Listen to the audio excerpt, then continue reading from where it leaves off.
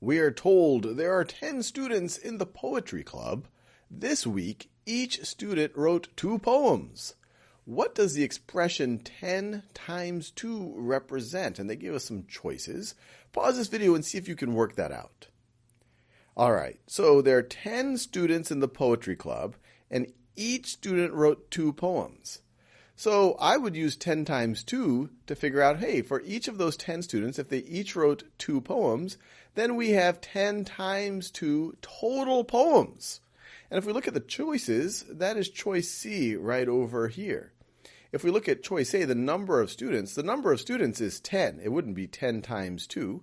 And then the number of poems each student wrote, well, that's the second piece of information. They each wrote 2 poems. That wouldn't be 10 times 2 either. Let's do another one of these, a little bit different this time.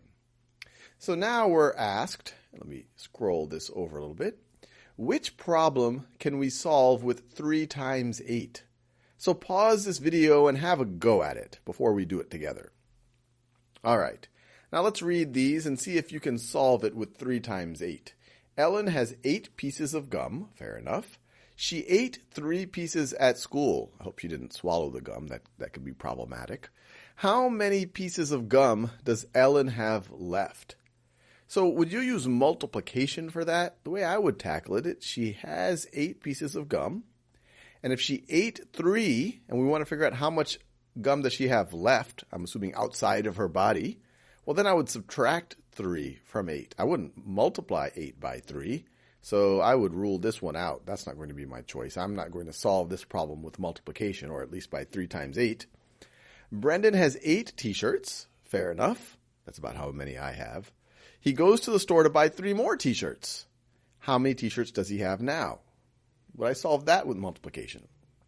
Let's see. The way I would solve it is he has 8 shirts, and then he's buying 3 more. I would add 3 to figure out how many total t-shirts he has. I wouldn't multiply by 3, so I'd rule that out.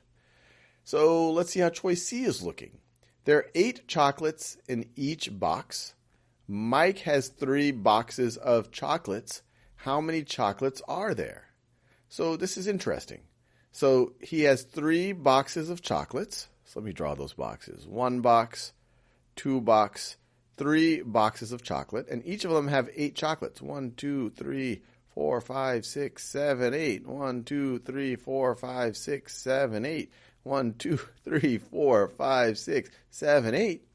Well, yeah, if I want to figure out how many total chocolates there are, I have 3 groups of 8. I would solve that by multiplying 3 times 8.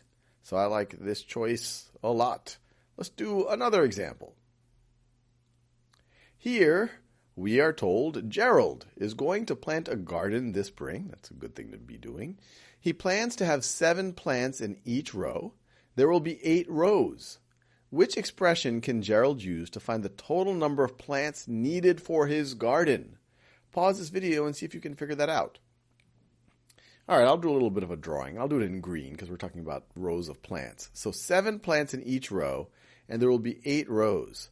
So 1, 2, 3, 4, 5, 6, 7. 7 plants in each row, and then we're going to have 8 rows. So let me copy and paste that. So that's 2 rows.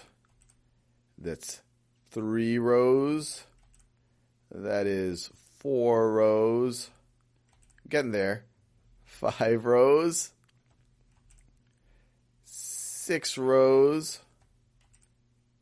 7 rows. And 8 rows. So we don't have to actually calculate it, but the way you could think about it is you have 7 plants in each row, and then you have 8 rows of plants. 8 rows of plants. So if you want to figure out the total amount, you would multiply 8 times 7. And so let's see, that's this first choice right over here. You would multiply 8 times 7 times 7. And 8 plus 7 is definitely not going to give you the total number of plants here. So yeah, we like using the 8 times 7. And we're done.